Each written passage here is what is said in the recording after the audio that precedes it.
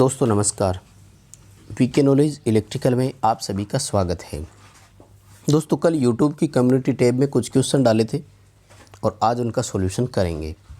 आपको पूरी डिटेल से बताएंगे कि उन क्वेश्चन का आंसर क्या है, आपका रिस्पॉन्स क्या रहा था, कितने प्रतिशत स्टूडेंट का सही हुआ और कितने प्रतिशत स्टूडेंट ऐसे हैं जिनका अलग अलग ओपिनियन आया। सभी पर डिटेल से बात करेंगे। आप लास्ट तक वीडियो को ज़रूर देखना।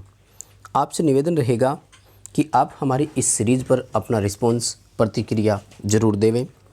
अगर प्रतिक्रिया पसंद रहती है आपको तो वीडियो को लाइक करना और कमेंट करके हमें ज़रूर बताना कि आपको सही लगा तो क्वेश्चंस की संख्या और बढ़ा दी जाएगी। हालांकि कल मैं मात्र 6 क्वेश्चन आपको दे पाया था। आज की इस वीडियो में 6 क्वेश्चन पर एक बार बात करेंगे, लेकिन ये क्वेश्चंस की संख्या मैं और बढ़ा दूँगा और पर्दे आपको इस तरह के मिलते रहेंगे। कमेंट करके ज़रूर बताना, वीडियो को लाइक ज़रूर कर देना। आपसे निवेदन रहेगा, हमारे चैनल पर नए हो तो चैनल को सब्सक्राइब ज़रूर करना। दोस्तों डिस्क्रिप्शन में आपको लिंक मिलेगा, हमारे एप्लीकेशन को डाउनलोड ज़रूर करें। वहाँ पर प्रैक्टिस सेट हमने अपलोड कर रखे हैं और बहुत जल्दी नए प्रैक्टिस सेट भी अपलोड होने वाले हैं। तो चलिए दोस्तों शुरू करते हैं क्वेश्चन से। देखिए सबसे पहले इस क्वेश्चन को लेंगे जिस पर आपने बहुत कम वोटिंग की, क्योंकि ये नया क्वेश्चन है।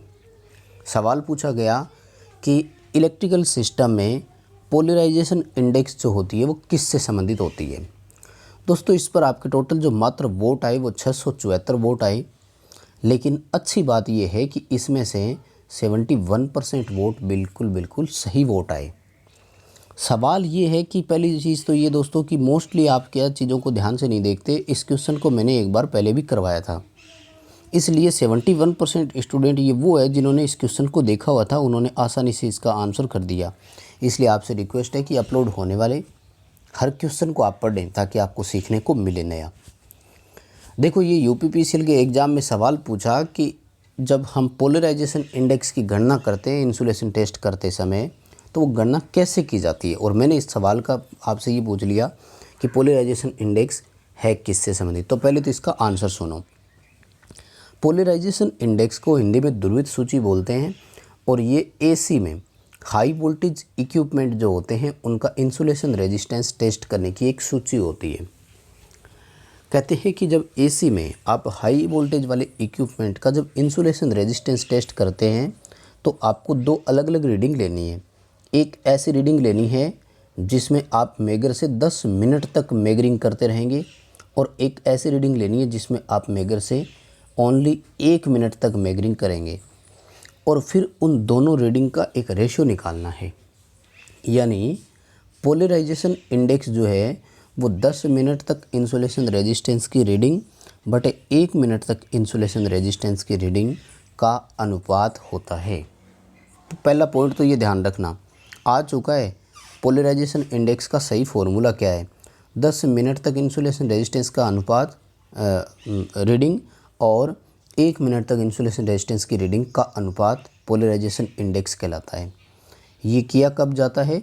एसी में जब हाई वोल्टेज इक्विपमेंट हो तब। यानी 71% स्टूडेंट इसको बिल्कुल सही कर पाए। अच्छी बात यही है कि जो मैक्सिमम परसेंटेज है वो सही वालों का होना चाहिए था। अगला देखिए सवाल पूछा, short transmission line can be taken as. एक शॉर्ट ट्रांसमिशन लाइन जो होती है उसको हम कैसे ले सकते हैं। काफ़ी अच्छा रिस्पॉन्स रहा आपका, 1800 वोट इस पर पोल हुए, और अच्छी खबर ये है कि 82% यहाँ पर वोटिंग जो आपकी हुई वो बिल्कुल सही भी हुई। तो इसमें हमें कहीं सोचने की कोई ज़रूरत नहीं है, हमारे लिए ये रिस्पॉन्स अच्छा माना जा सकता है। देखो ट्रांसमिशन लाइन लंबाई के आधार पर 3 तरह की होती है, शॉर्ट ट्रांसमिशन, मीडियम ट्रांसमिशन और लॉन्ग ट्रांसमिशन। लगभग 80 किलोमीटर तक की लाइन को शॉर्ट ट्रांसमिशन ही मानते हैं, और 80 से लेकर 150 किलोमीटर तक को मानते हैं मीडियम में, और 150 या 300 किलोमीटर तक की अगर है तो इसको लॉन्ग ट्रांसमिशन लाइन माना जाता है। अब इसमें आता है कि लाइन के लंबा जो पैरामीटर्स होते हैं, तो वास्तव में एक ट्रांसमिशन लाइन में 4 पैरामीटर होते हैं। वैसे तो उनको ABCD भी लिख सकते हैं, लेकिन अगर अपन बात करें तो पैरामीटर कौन से हैं? इंडक्टेंस, कैपेसिटेंस, रेजिस्टेंस और शंट कंडक्टेंस, ये 4 पैरामीटर होते हैं।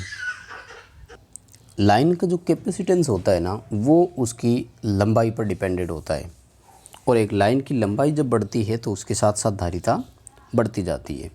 तो इसलिए सामान्यतः ऐसा माना जाता है कि शॉर्ट ट्रांसमिशन लाइन जो होती है ना, उसमें कैपेसिटेंस को नेगलेक्ट कर दिया जाता है, धारिता को नगण्य मानते हैं, इसलिए उसमें रेजिस्टेंस और इंडक्टेंस को ही शामिल करते हैं। तो वो RL सीरीज सर्किट की तरह होती है। इसी तरह अगर मीडियम और लॉन्ग ट्रांसमिशन लाइन का सवाल होता ना, तो वो अपना RLC सीरीज सर्किट की तरह हो जाता। तो ये काफ़ी अच्छा रिस्पॉन्स रहा आप सभी का इसमें। और आगे देखिए, ये फिर एक नया सवाल था, हालांकि ये UPPCL एग्ज़ाम में आया था तो मैंने करवाया भी था आपको पहले, फिर भी इस पर जो रिस्पॉन्स आपका रहा वो बहुत कम रहा, क्योंकि वोट पोल जो हुए मात्र 371 आपने यहाँ पर वोट पोल किए, क्योंकि क्वेश्चन अलग था। लेकिन ये वही अच्छी चीज़ है कि इसमें से भी 78% वोट जो है वो बिल्कुल आपके इस बार अलग चले गए। यहाँ मात्र आपके 9% वोट सही हुए, ध्यान से देखना। इस क्वेश्चन में एक तो आपकी वोटिंग भी बहुत कम हुई और दूसरा सही वाला जो आंसर है वो था डिस्चार्ज डेप्थ, डिस्चार्जिंग की गहराई, और मात्र 9% सही हुआ। सवाल क्या था सुनिए ज़रा। क्वेश्चन ये था कि बैटरी के प्रयोग करने योग्य धारिता ज्ञात करने के लिए किस शब्दावली का उपयोग किया जाता है। Which terms is use to find usable capacity of a battery. देखो, यूजेबल कैपेसिटी का मतलब है कि हमें ये किस कंडीशंस के आधार पर कहा जाता है कि आपको बैटरी को यहाँ तक ही प्रयोग करना है। तो हम सब जानते हैं, हमें डिस्चार्ज जो कंडीशन होती है उसके डेटा दिए जाते हैं और उसके एक मिनिमम लेवल को बताया जाता है। हमें ये कहा जाता है कि आपको बैटरी को इतना डिस्चार्ज करना है, इससे नीचे बैटरी को और डिस्चार्ज नहीं लेकर जाना। यहाँ पर ध्यान रखना, यूजेबल कैपेसिटी की बात कर रहा है, वो प्रयोग करने योग्य धारिता की बात कर रहा है कि आपको उसकी कैपेसिटी के अनुसार यूज करना है, लेकिन उसकी लिमिट कहाँ तक देता है वो, तो वो देता है डेप्थ ऑफ डिस्चार्ज, डिस्चार्ज की गहराई तक, कि आपको इससे अधिक नहीं जाना। फॉर एग्जांपल मैं बताता हूँ, जैसे हमें ये कहा जाता है कि बैटरी की वोल्टेज जब 1.8 है, इससे कम चली जाती है तो इसको और डिस्चार्ज नहीं करना। जब इलेक्ट्रोलाइट का स्पेसिफिक ग्रेविटी 1.18 या इससे नीचे चली जाती है तो और डिस्चार्ज आपको नहीं करना। ये कहलाता है डेप्थ ऑफ डिस्चार्ज। यानी ऐसे नहीं कि उसकी डिस्चार्जिंग वोल्टेज 1.1 रह गई, 1.8 और फिर भी आप उसको यूज करते जा रहे हैं, यूज करते जा रहे हैं, यूज करते जा रहे हैं, तो ये कहलाता है यूजेबल कैपेसिटी। ठीक है ना। हाँ, बैटरी की धारिता दर्शाते किस में, तो वो डिस्चार्जिंग रेट पर निर्भर करता है कि कितने एम्पीयर की धारा कितने घंटे तक आपने लिया। ये बैटरी की कैपेसिटी नहीं पूछ रहा, ये कह रहा है यूजेबल कैपेसिटी। ठीक है। भी जैसे हमें बताया था कि बैटरी 100 AH की है, तो ठीक है 100 AH की बैटरी है, आप इसको काम ले रहे हो, अपने हिसाब से ले रहे हो, लेकिन इसको काम तब तक ले सकते हो जब तक इसकी वोल्टेज 1.8 वोल्ट या इससे नीचे नहीं चली जाए। जैसे 1.8 चली जाती है तो उसके बाद यूज करना बंद कर देना है। सवाल पूछे जाने का तरीका ये था इसका यहाँ पर। चलो अगले सवाल की ओर चलेंगे। सवाल अगला पूछा कि निम्न में से कौन सा शब्द इंडक्शन मोटर से संबंधित नहीं है। इजी क्वेश्चन था और काफ़ी अच्छा रिस्पॉन्स भी रहा। 1.6 के यहाँ पर वोट पोल हुए, यानी लगभग 1600 वोट आए और 71% बिल्कुल यहाँ पर सही आंसर भी आए। देखो, क्राउलिंग इंडक्शन मोटर से ही संबंधित है। क्या होता है, सिंक्रोनस गति के 7वें भाग पर चलना क्राउलिंग कहलाता है। और इसके कारण क्या है, कारण है मोटर में उत्पन्न हार्मोनिक्स। ये हार्मोनिक्स जो, और वो भी कौन से हार्मोनिक, ध्यान रखना विषम हार्मोनिक्स। ठीक है ना, ओड बोलते हैं ना जिनको।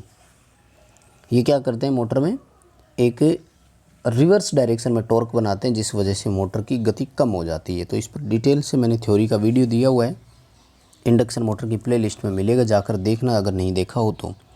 कोगिंग, इसको अपन मैग्नेटिक लॉकिंग भी बोलते हैं। ये होता है रोटर और स्टेटर का लॉक हो जाना, दोनों बराबर डायरेक्शन पर बराबर स्पीड पर जब चलते हैं तो चुंबकीय रूप से लॉकिंग हो जाना, रोटर जाम हो जाता है, चलेगा नहीं। जॉगिंग, तो इसको दूसरी भाषा में इंचिंग भी बोलते हैं। और ये होता है मोटर का ऑपरेशन, कि मोटर को एक तरह से इसमें कॉन्टेक्टर में जो ऑक्सिलरी कॉन्टेक्ट होता है वो होल्डिंग वाला कॉन्टेक्ट ही नहीं होता, तो मोटर तब तक चलती है जब तक स्टार्ट कमांड देते हैं। और हंटिंग होती है अल्टरनेटर और सिंक्रोनस मोटरों में, जब भार परिवर्तन के कारण रोटर जो है वो सिंक्रोनस गति से पिछड़ने का प्रयास करता है, तो वो हंटिंग कहलाता है। अगला हमारा सवाल पूछा गया कि हाफ वेव रेक्टिफायर का फॉर्म फैक्टर कितना होता है।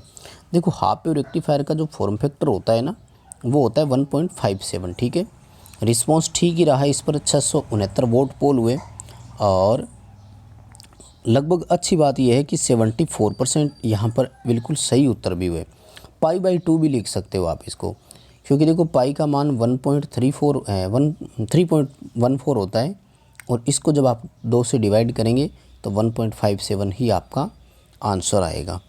ठीक है, तो हाफ वेव रेक्टिफायर का फॉर्म फैक्टर 1.57 होता है, और 3.14 को अगर आप 2 से डिवाइड करोगे तब भी आपका आंसर इतना ही आएगा। और आगे दोस्तों सवाल पूछा कि SCR किस प्रकार का स्विच है, तो इस पर आपके 1.1 के वोट आए और 90% वोट यहाँ पर बिल्कुल सही हुए। SCR यूनि डायरेक्शनल स्विच है, एक दिशीय स्विच है। वैसे ध्यान रखना सेमी कंट्रोल डिवाइस है ये, ठीक है, पूर्णतया कंट्रोल डिवाइस नहीं है, और एक दिशीय युक्ति है, केवल एक ही दिशा में करंट का फ्लो करवाता है। तो दोस्तों बस यही थे आज के सवाल कुल मिलाकर के, और बताना आपको ये सीरीज़ कैसी लगी। क्वेश्चंस की संख्या इसमें और बढ़ा दी जाएगी अगर रिस्पांस अच्छा आता है तो, इसलिए लाइक ज़रूर करना और कमेंट करके ज़रूर बताना। चैनल पर नए हो तो चैनल सब्सक्राइब ज़रूर करना।